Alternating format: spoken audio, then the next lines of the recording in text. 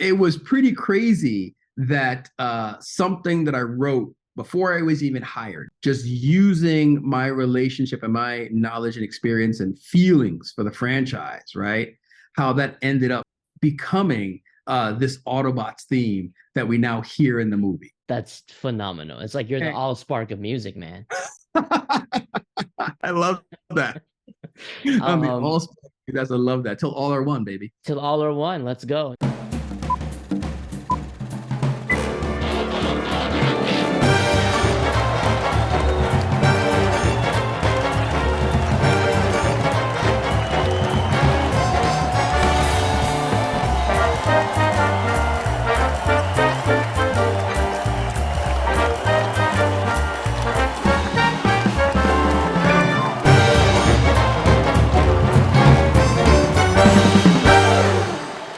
Hey, welcome, everybody. Have a seat, grab a snack. It's going to be a fun show. But welcome, everybody, to tonight's episode of Teletran Creatorverse. I'm your host, Alfonso Peterman. Guys, I hope you are all excited as much as I am, because at long last, we have finally arrived to the week of the release for Transformers Rise of the Beasts. It has been a true roller coaster experience, from begging for new marketing material to not being able to contain the flood of new marketing material from Paramount, to enjoying new collectible releases and reporting on the latest developments. Well, part of the journey is the end. We are at the end of the anticipation for this film, and we'll finally get the chance to soon enjoy it at last. I truly hope I've served you all diligently with content through this journey, but we're not done yet. My guest tonight is the history-making craftsman who has led the charge from projects like Wedding Season to the video game Redfall to now the upcoming Transformers Rise of the Beasts film. His musical experience has prepared him for this big moment. And I've always believed that, music is basically among the top three most vital components for delivering a story in motion picture. And as we've seen in the past, it can really resonate with everyone so deeply that the sounds themselves can hold nostalgia. So tonight, I am pleased to welcome our final cast slash crew member prior to the release of Rise of the Beasts, the composer of Transformers Rise of the Beasts himself, Mr. JONGNIC BONTEMPS. Welcome to the show. Well, thank you for having me, and what a wonderful introduction. Let me tell you, whenever someone says my name as the composer of Transformers Rise of the Beast, I still get chills. I still can't believe that this actually went down and that I am a part of this legacy. Yes, you're part of the legacy, and man, are we hyped to finally see what you guys have been cooking up for us. And I just wanted to, to thank you for spending some time with us tonight and, to chat about this incredible movie you guys have been, preparing. This is Mhm. a real special one for me, as I've always had such deep connection to Transformers soundtracks. And knowing that there's a whole new album about to drop alongside this film That's makes right. There is. it makes me and so many fans just so much happier. So Uh, we're really great to have you. really excited to be here. Thank you so much. And the Transformers scores, from Transformers 1 all the way to 5, written by the OG Steve Jablonsky, really meant a lot to me, watching those movies, hearing that music, feeling like the nobility, and the honor that's embodied in those sounds. It was extremely inspirational to me when I first, heard those scores. And then along this journey of, scoring this new movie, so many people have reached out to me telling me how inspirational, how meaningful, how those scores really helped them, do the things that they needed to do, really encourage them when they were in dark places. So it was huge shoes to be stepping into, huge shoes. And I totally understand, if there was any trepidation or, concern as me as the composer, because I had trepidation and concern as well. So let me tell you, I did not take this honor lightly at all. Yes, yes. Well, we're confident. You guys look like you really banded together for this one. We're confident you did well.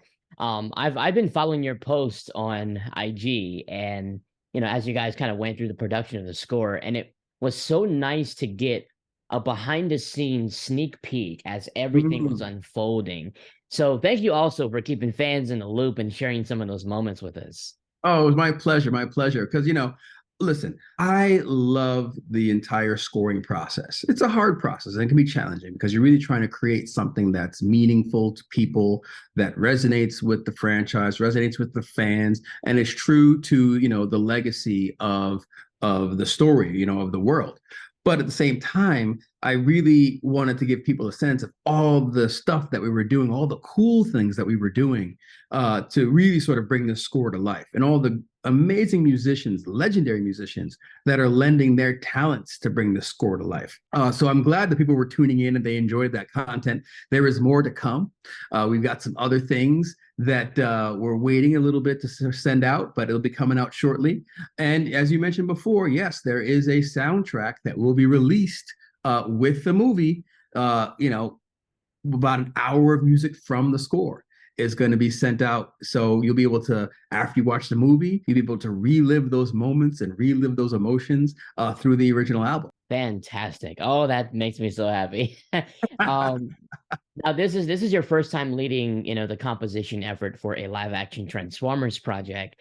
So for the fans within the community who may be unfamiliar with your career, I'd like you to just briefly introduce yourself if you don't mind, what like Sure. launched your musical journey and some of your past experiences. We'd love to hear it. Sure, no problem whatsoever. So, about 13 years ago, I was a software developer, a software executive in Silicon Valley.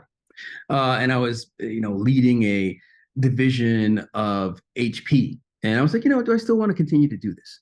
I was a music major undergrad. I played music and wrote songs and played in bands all throughout, middle school and high school. So music was always something that was, a part of my life, but I didn't really think about trying to make a living doing it. So I did a 15-year stint in software. And at the end of that, I was like, do I want to continue to do this? And then music slowly started coming back into my life. And through my networking with people, right, I met a guy named Clint Bajakian, who was at the time was the head of music for Sony Games PlayStation. And he took me under his wing. I don't know why he did, but he took me under his wing. And he said, you know what?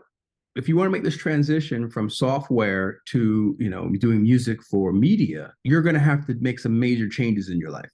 And one of them was actually going back to USC, or getting into the USC film scoring program, which was the #1 film scoring program in the world. Because he said that they had hired a lot of their composers, had gone through their program, and he was very impressed with their curriculum. So I said, oh boy, how am I going to get into USC? It's the #1 program. Well, in business, I learned one thing. You can never be a name on a piece of paper, and that people have to know who you are. They say in Hollywood, it's who you know. That's not true, at least in my book. I think it's who knows you. That's correct. Who knows you? So I knew that they had to know who I was. So I went down, met the director, met a bunch of professors. I actually studied with one of the professors for several months. And at the end of that, I had a portfolio of music to picture that allowed me to get in. Now, while I was there, I met a fellow student filmmaker named Stephen Capel Jr. Worked on his very first short film there, and we've been together, working together ever since. So, that was sort of my connection to Stephen. Through all of the movies that he worked on, he brought me on in some capacity, sometimes as lead composer, sometimes as, the additional composer. So his first feature, The Land, that went to Sundance, right? I scored that. His next film, Creed 2, obviously the amazing Ludwig Göransson was the lead composer on that, but I was brought on as an additional composer, and I got a chance to work with Ludwig and see his process and learn from him firsthand, which was amazing.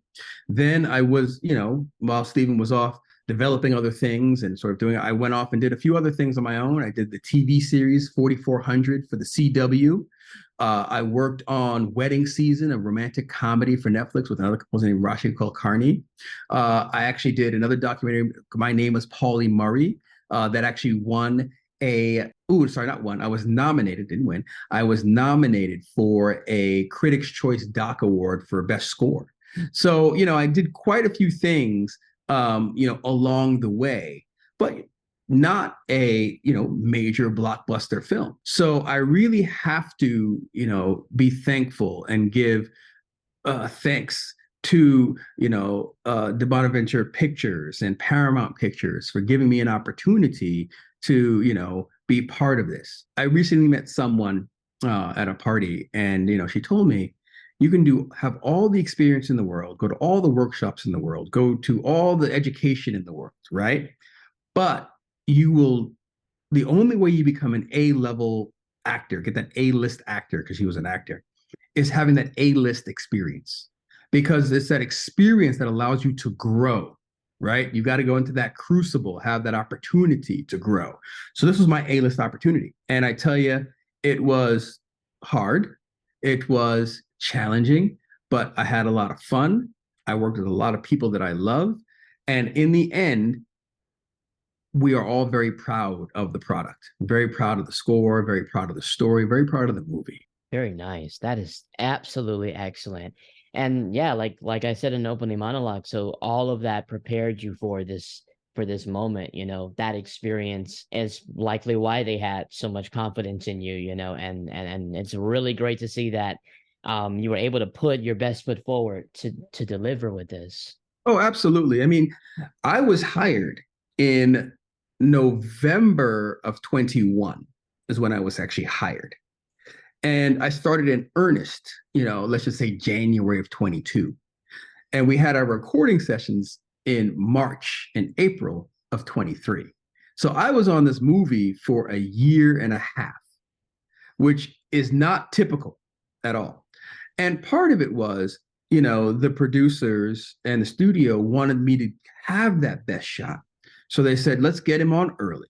Let's have him write music on early in the process, so we can hear that music to picture as we're making the movie, right?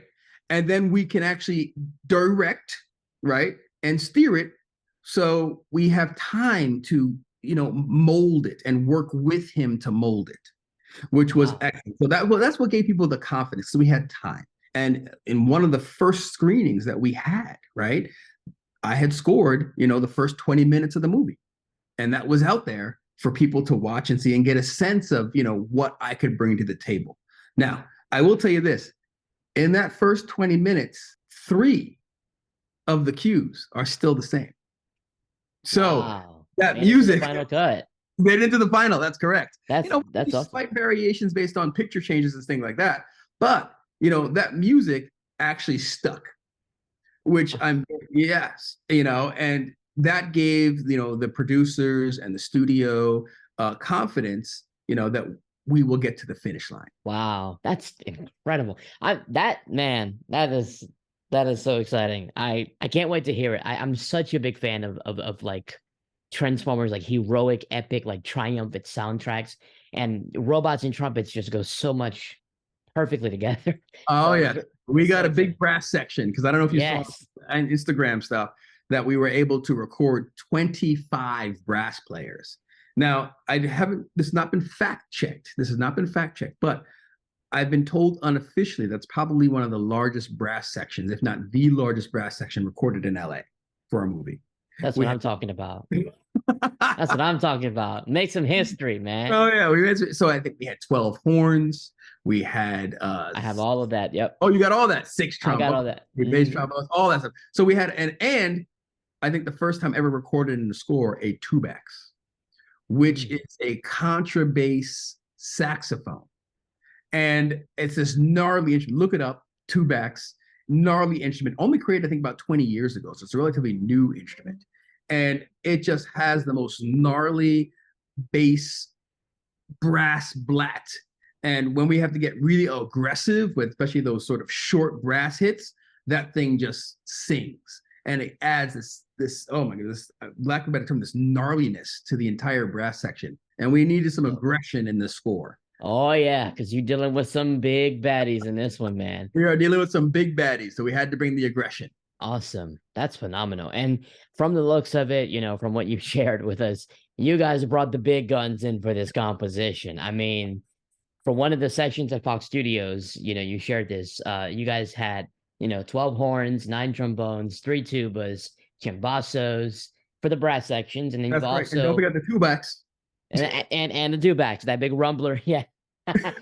And you've also shared images teasing, the absolute load of drums you've had on another set, Oh and yeah. even some customized instruments. Yes, so we did 3 days of percussion, which was live percussion, which was amazing. And yes, you probably saw my Instagram stories out there. The armada, the drum armada that we brought to this, and we had 6 guys. Because the drums are really just phenomenally large, which is really exciting.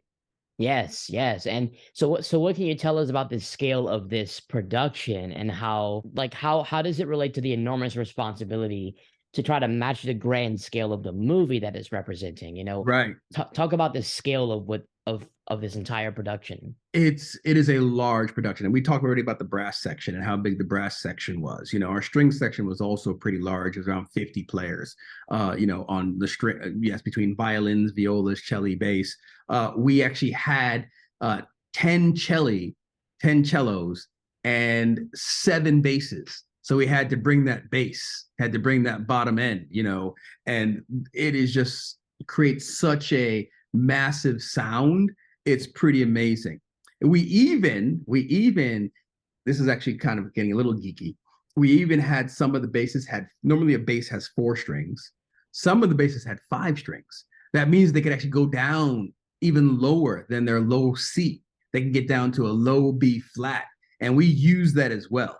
So this way we could really get those low notes directly from the orchestra. Then, Yeah, man. so yeah, we're Dude. really excited about that. I tell you, and you can definitely hear that in one of the opening cue. Toward the end of the opening cue, you'll basically be able to hear the heat from those basses on that low B flat. Because the score, it's an hour and 50 of music. We have an hour and 50 of music for the score. So it's a lot of music to get through, and it's all massive. Then I was able to get some of the best synth programmers and who happen to be my friends. So I went to school with this young man named Nathan Matthew David, who has been a longtime collaborator of Teddy Shapiro and Ludwig Göransson. You can hear his work on Tenet and like Wakanda Forever.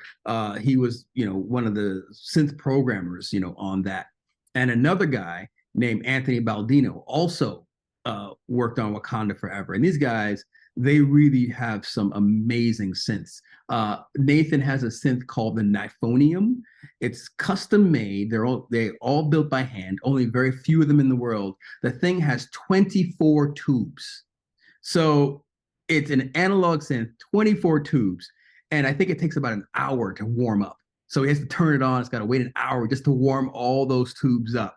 And we use that definitely in the score. So, the synth production was pretty massive that we brought in on top of that. And then we weren't done yet. And then we actually brought in legends to really give us that authentic Peruvian sound because, part of the movie takes place in Machu Picchu. I'm not giving anything away because you saw it in the trailer, right? So part of the movie takes place there. And it was really important to me that we represent, that culture, that sound. And I had a friend of mine, Eric de la Cuela, who was a Peruvian composer, give me a deep dive into Peruvian music. And we were able to put together this huge document with YouTube links and recordings of, the sounds of the Andes, the sounds of the forest, the sounds of the coastal music. And the music that resonated mostly with me was the music of the Afro-Peruvian tradition with their 6/8 syncopated rhythms. So you know what? I said, we're going to lean into that. So I ended up hiring a guy named Alex Acuna, who was basically a legendary percussionist. And he came and brought his troupe, and he brought specific instruments from that region of Peru. So we had things like the mangre. We had this little box thing. I can forget the name right now. I mean, he brought, and I'm going to have pictures of these instruments on my Instagram soon, so that this way you can get a sense that he brought things that were authentic from the region. And we did a whole session at Warner Brothers with these instruments and a whole bunch of other percussion for the Latin percussion. So when you hear the Latin percussion, that's coming from Alex Acuna and his group, all on authentic Peruvian instruments. Then we're not done. Oh my God. we Let's gotta, go. we gotta have more. We got more. Then I was able to work with the legendary Pedro Eustache. Now, Pedro Eustache is played with people like Hans Zimmer, right? So I'm like, why are you going to answer my phone call? But he did, and he showed up. And I sent him a mock-up of one of the woodwind. He's a world famous woodwind player. I sent him a mock-up of one of the woodwind parts, that we were thinking about. And he's like, you know what? And it was actually on a Tarka flute. And he said to me, this can't be played on a regular Tarka. So he showed up at the session with a custom built flute that had a Tarka mouthpiece and it had a flute bottom. So this way he could actually get the notes that we needed as well as the sustain. Instrument did not exist before. Custom made for this Transformer score. Pretty amazing, right? Yep. So, and then he came and brought that really authentic, Latin flavor to the score through the woodwinds. And then we're not done yet. We brought in Abraham Laboriel, the legendary bassist. Legendary bassist. You might not know who he is because he came out of retirement. But if you look him up, he's a legendary bassist, Abraham Laboriel. And he came out and gave us that guitaron and that charango fire that we needed for a couple of the cues. So that was pretty phenomenal. Then the last thing that actually has not really been announced yet, I'm going to announce it exclusively right here on this show. Oh, let's do it. Okay, so the last thing that we brought in, which was actually very special, I have a friend of mine named Hal. He's a local percussionist here in LA, and he wrote to me, young guy, and he's like, "Hey, congratulations, Transformers. I have an idea." And he showed me a picture of a guy who basically makes drum kits out of tires.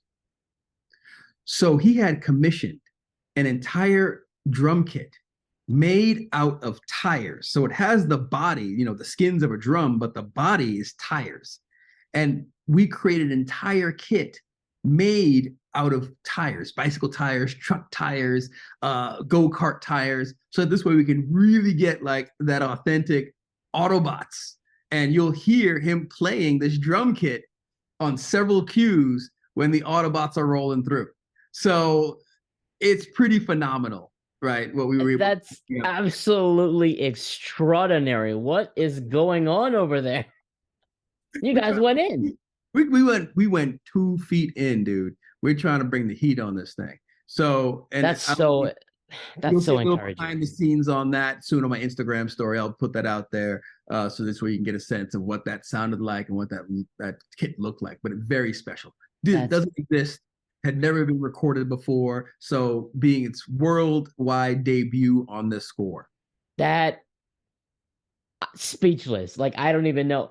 I can only imagine, especially with those theater speakers, with the audience are gonna like really, they're not just gonna hear the sounds whenever these action is happening, they're gonna feel the sounds. It's gonna really deliver and bring it. And for a movie for this kind of franchise with like the action and with the the combat, all of it, having soundtrack, I've always said this.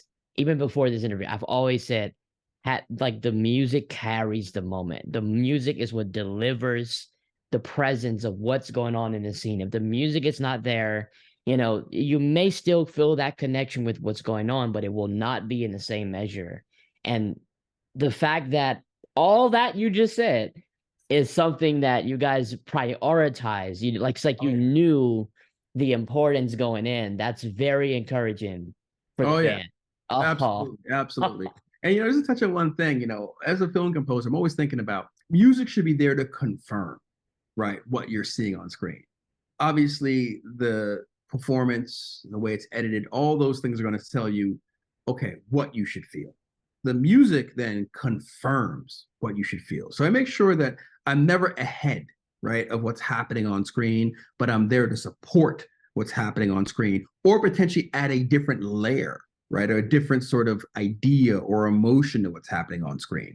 So I'm always a little bit behind what people should be, but you're absolutely right. When that score, that music comes in, you get a different level of emotionality, a different level of, heart palpitations, right? That the score can deliver.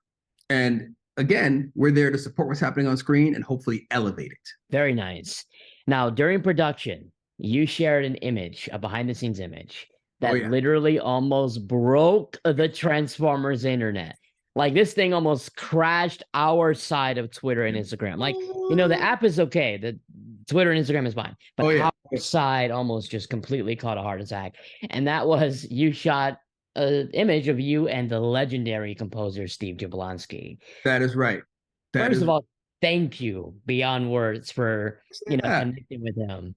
First of all, listen, that guy, you know, obviously is near and dear to my heart. And, you know, when I was first thinking about making this change into film music, he was one of the people that inspired me to do it.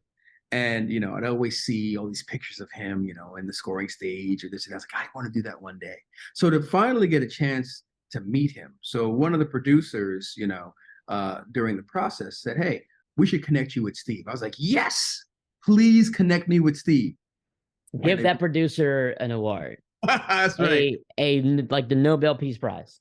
But, you know, it was also just part of the producers supporting me and saying, hey, we want to make sure that you are as successful as possible. And part of the thing that we wanted to do was introduce you to the man, you know, who created all this music that people love around the world. So I was like, please do so. So I met, we talked, I played some of my music, he had some thoughts. And, you know, our first sort of thing was, hey, there were a couple scenes in the movie that were going to be really challenging. And I knew they had to be really huge moments, really huge emotional, epic moments. And I was like, Steve, would you mind if our first sort of foray, you know, because I appreciate the mentoring, but would you mind workshopping a couple of these cues with me? So I would write the cue, I would send it to him. He would listen to it, give me back feedback, how I should maybe approach it a little differently, this or that, right? And it was so wonderful to get his thoughts and get into his mind and how he would approach these things.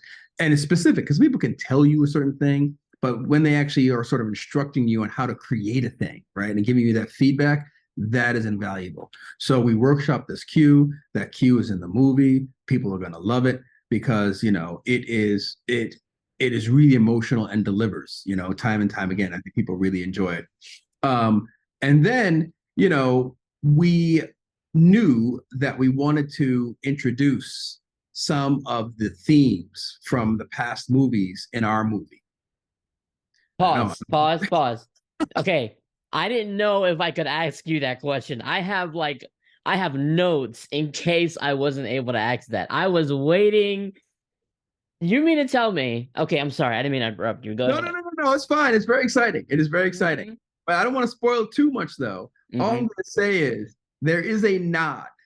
There is a moment in the film where we are going to create something that brings the old and the new together. That's all I'm going to say. People will find it. They will listen to it. They will love it. And we also have an Easter egg in the score from the original 1984 animated movie. Oh my goodness. They're going to go crazy. So I'm not going to tell you what it is, not going to tell you what it is, but hopefully you'll be able to hear it and you'll be able to say, whoa, we know where that's from. But yeah, we wanted to also grab a little bit of that in our movie as well. Thank you. That's my response. Thank you. On behalf of everyone, because I know they're gonna love to hear that. Thank you very much. Oh yeah, no, we knew it was gonna be important to integrate because again, that music means so much to me. It means so much to the world. So we wanted to make sure that, you know, we bring in, you know, the music of the franchise and honor that, right? But also re-envision, you know, what a Transformer score should sound like in today's vernacular, in today's lens, and, you know, in the specific cultural lenses that, you know, our heroes go through. In the beginning of the movie, we start out in Brooklyn, right? So Brooklyn in the 90s. So guess what? The music has to have a little bit of that flavor. I brought in the iconic sound of the 808, you know, the Roland 808 drum machine. So you will hear that. Now, it is not a hip hop score. So let's not get that straight. But you will hear flavors of that, right? Embedded in the score to give it that little bit of that groove. Also, a little bit what I call the Brooklyn bounce. So you'll hear a little bit of that as well, you know, in that portion of the score. So, we're really just trying to honor and be authentic to the environments, that our heroes travel through, from Brooklyn to Peru to, the final setting, and really allow the score to reflect that. But at the same time, still have the sense of melody and honor and nobility and threat and pace and badassery that everybody expects in a Transformers score and movie. Those are words of a legend. I just want to say it.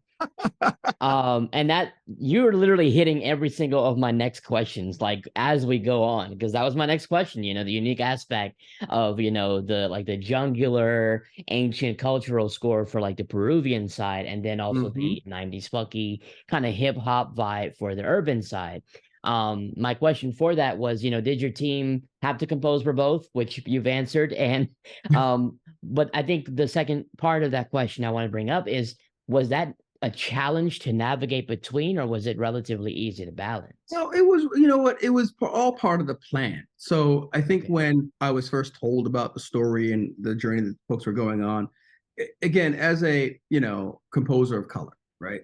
It's really important to me that cultures, that people are represented authentically, right?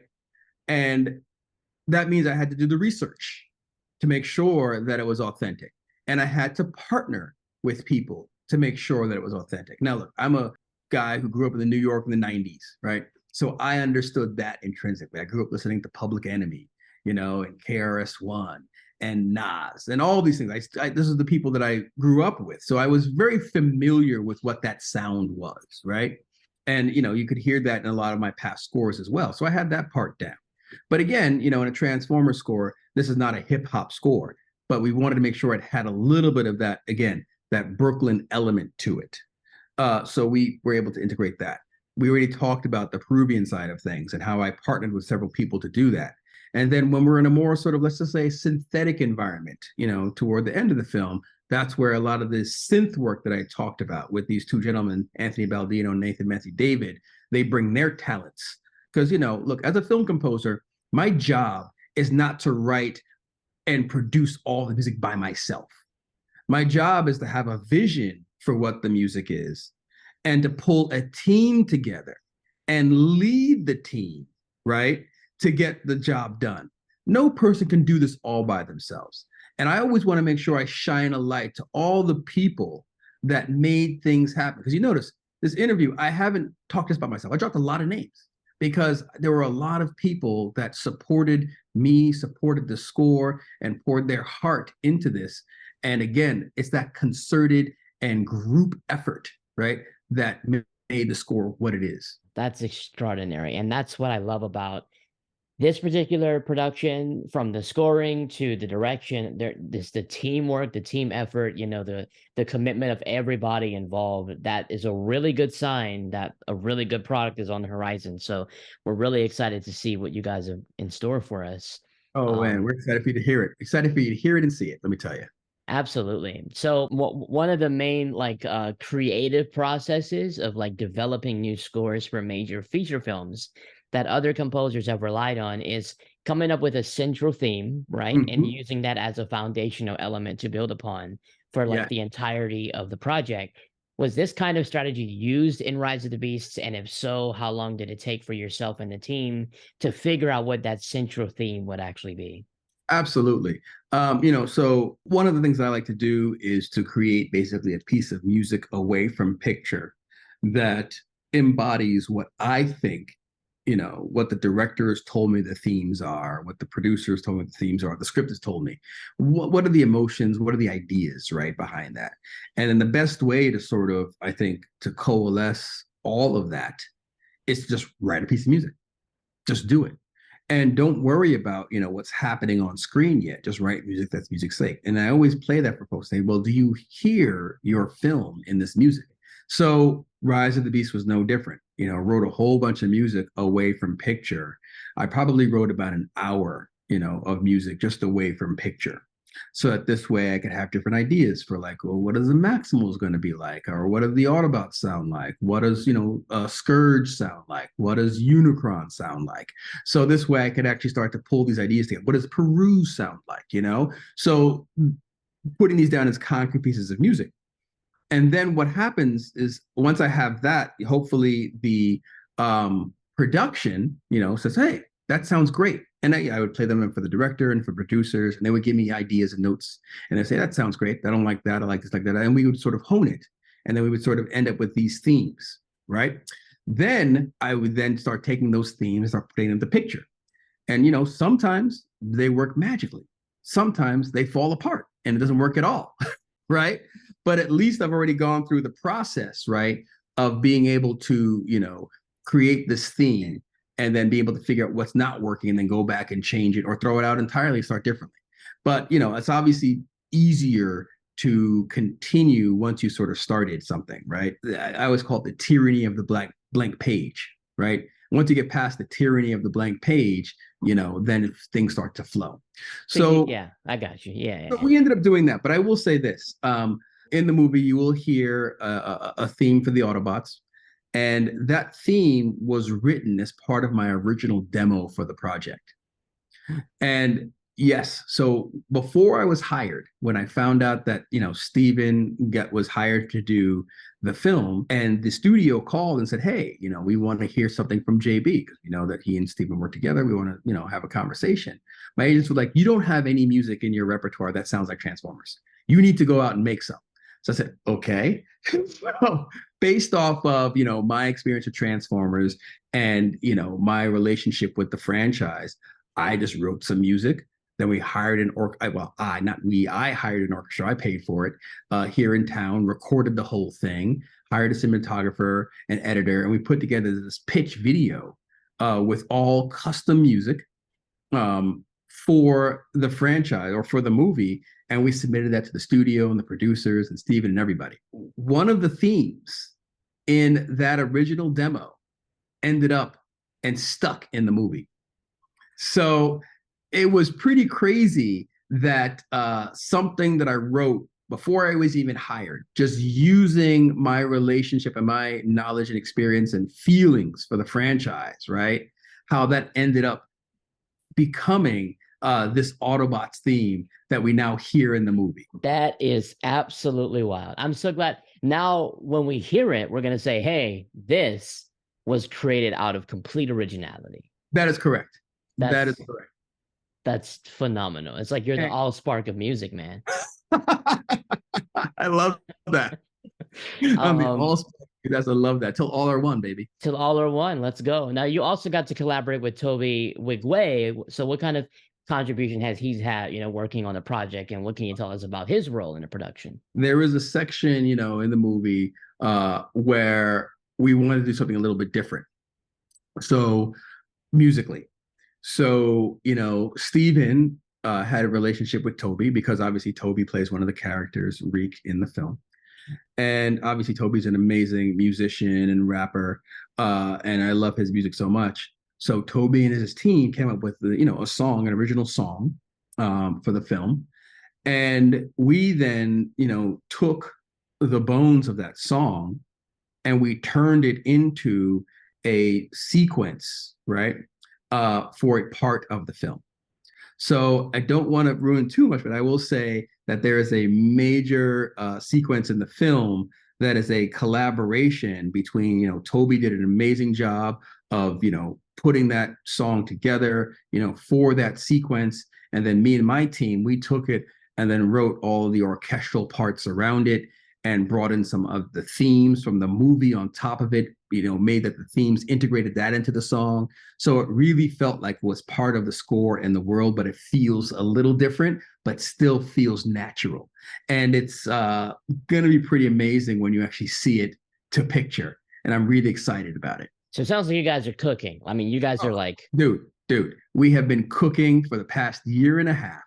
And I'm so glad that they let us cook, because it's only now that I'm talking to you and I am able to sort of understand like everything or reflect on everything that we have done for this score.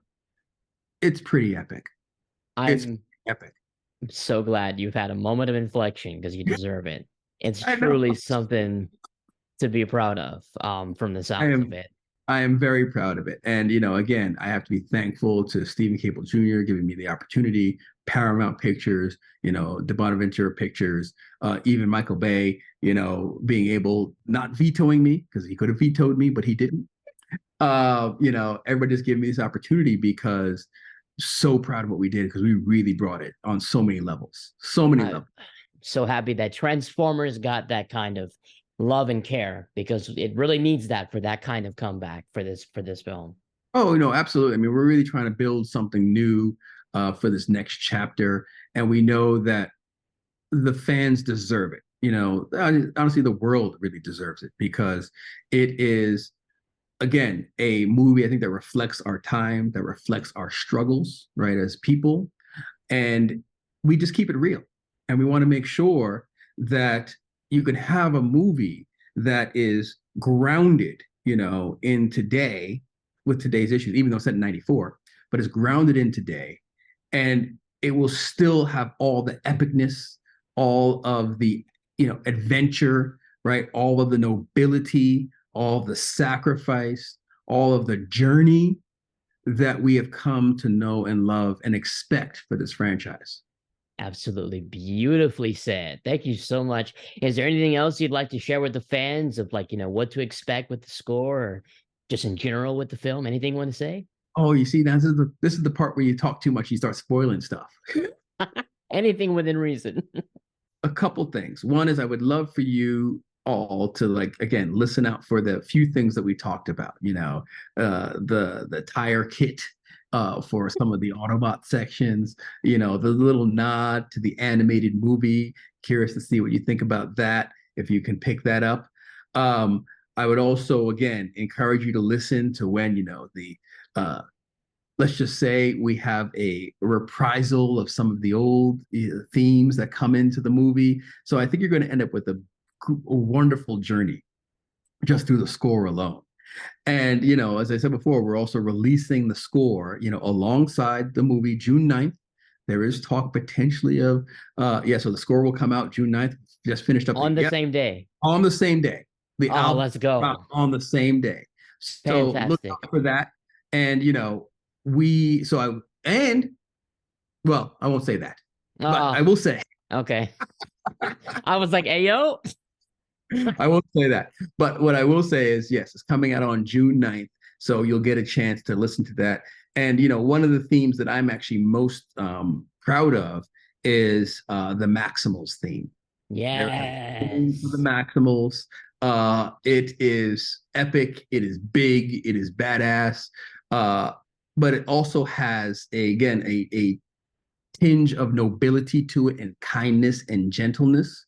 And you'll hear it throughout the film in many different iterations that really sort of give you all of the facets of the Maximals. You'll hear it in the big brass section. So it's the big brass section we talked about, you're going to hear that theme there, and you'll hear it as small as in solo cello, right?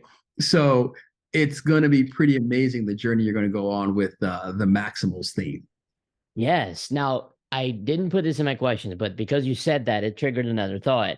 You did mention that there's likely might be some nods to some of the, the Jablonsky track and even the 86 for the Beast Wars fans. Was there any inspiration for the soundtrack with that or any nods or anything? Yeah, I would say there's no, unfortunately, sorry guys. No. Okay, all right. No. Hey, look, this is a live action film. This is bringing live action into the, into the storyline. This is trying to start something new, understandably. But I had to ask that question because it came to my mind. I was like, wait, they're going to be like, you didn't ask him that. So, Fair enough. Fair enough. Yeah, sorry guys. I apologize. We were not able to sort of like integrate that as much as I had wanted to, or had thought about doing. But I'm hoping that the fans will enjoy, our take on what the Maximals are and their music for them. I'm going to say this from the sounds of it, there's a very, very heavy mix of creativity in this. Oh yeah. And for something like this, starting a new beginning, a new branch, a new direction, I think it's necessary to do what you guys did. I think you guys had the best insight, and I think it'll be absolutely perfect for what the intention of the film is. You guys know what the what the delivery of this movie is supposed to bring, and you guys know what this is supposed to sound like. So I will fully entrust the wizards on that. Well, thank you so much, man. Thank you for making time to talk to me today as well. Of course. And I would love to hear your thoughts once you get a chance to watch the movie and hear the soundtrack. And let me know. Absolutely. Well, thank you so much again for being here, JONGNIC. We're so excited to see the final product as it was intended to be experienced right alongside the events of the film in theaters this week and beyond. We really appreciate your time today, and we look forward to your masterpiece. Oh, thank you, man. Thank you. Right. Thank you for being on the show. I really appreciate it. You can find composer JONGNIC BONTEMPS on Twitter at JONGNIC, on Instagram at JONGNIC, and you can also find the latest information about the movie by going to transformersmovie.com and also following their official accounts on Facebook, Twitter, and Instagram. And also, Transformers Rise of the Beasts will be releasing in theaters June 9th, 2023, and June 22nd, 2023 for Australian and New Zealand fans. Tickets are now available for sale wherever you can find them, so please check your local availability for the best show times and the best screenings in your area. Thank you all for watching. Consider subscribing if you're new, and give this video a like if you enjoyed it and want more. Until next time, I will see you all soon. Till all are one, good night.